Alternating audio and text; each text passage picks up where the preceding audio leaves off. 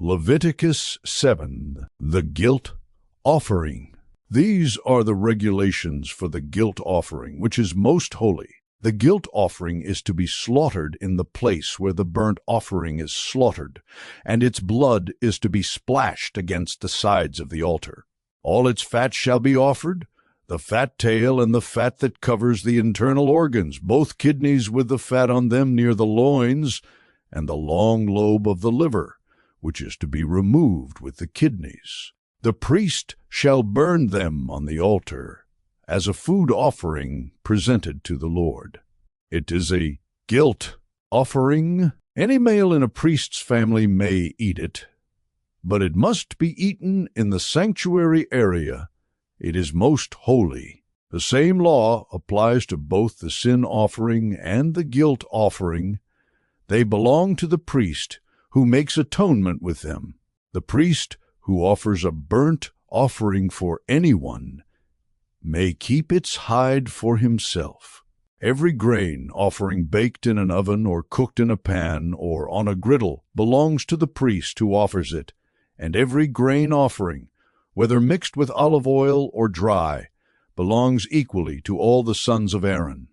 The fellowship offering. These are the regulations for the fellowship offering anyone may present to the Lord. If they offer it as an expression of thankfulness, then along with this thank offering they are to offer thick loaves made without yeast and with olive oil mixed in, thin loaves made without yeast and brushed with oil, and thick loaves of the finest flour well kneaded and with oil mixed in. Along with their fellowship offering of thanksgiving, they are to present an offering with thick loaves of bread made with yeast. They are to bring one of each kind as an offering, a contribution to the Lord. It belongs to the priest who splashes the blood of the fellowship offering against the altar. The meat of their fellowship offering of thanksgiving must be eaten on the day it is offered.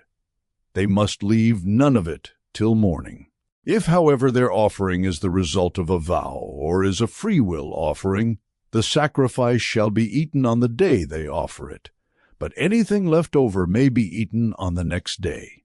Any meat of the sacrifice left over till the third day must be burned up. If any meat of the fellowship offering is eaten on the third day, the one who offered it will not be accepted. It will not be reckoned to their credit, for it has become impure. The person who eats any of it will be held responsible. Meat that touches anything ceremonially unclean must not be eaten. It must be burned up.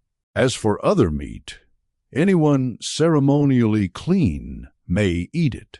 But if anyone who is unclean eats any meat of the fellowship offering belonging to the Lord, they must be cut off from their people.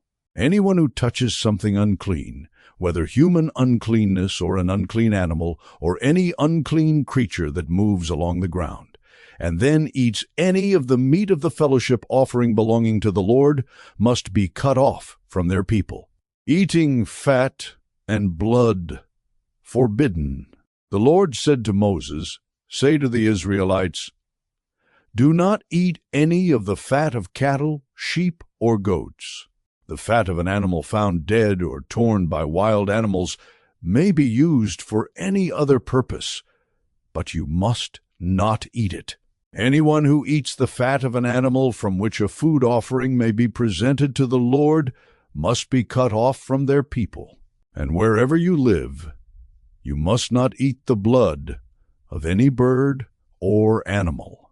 Anyone who eats blood must be cut off from their people." The priests share. The Lord said to Moses, "Say to the Israelites, anyone who brings a fellowship offering to the Lord is to bring part of it as their sacrifice to the Lord. With their own hands they are to present the food offering to the Lord. They are to bring the fat, together with the breast, and wave the breast before the Lord as a wave offering. The priest shall burn the fat on the altar, but the breast belongs to Aaron and his sons.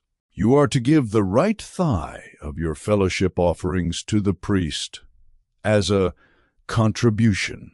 The son of Aaron who offers the blood and the fat of the fellowship offering shall have the right thigh as his share. From the fellowship offerings of the Israelites, I have taken the breast that is waved and the thigh that is presented, and have given them to Aaron the priest and his sons as their perpetual share from the Israelites. This is the portion of the food offerings presented to the Lord that were allotted to Aaron and his sons on the day they were presented to serve the Lord as priests. On the day they were anointed, the Lord commanded that the Israelites give this to them as their perpetual share for the generations to come. These then are the regulations for the burnt offering, the grain offering, the sin offering, the guilt offering, the ordination offering, and the fellowship offering, which the Lord gave Moses at Mount Sinai in the desert of Sinai on the day he commanded the Israelites to bring their offerings to the Lord.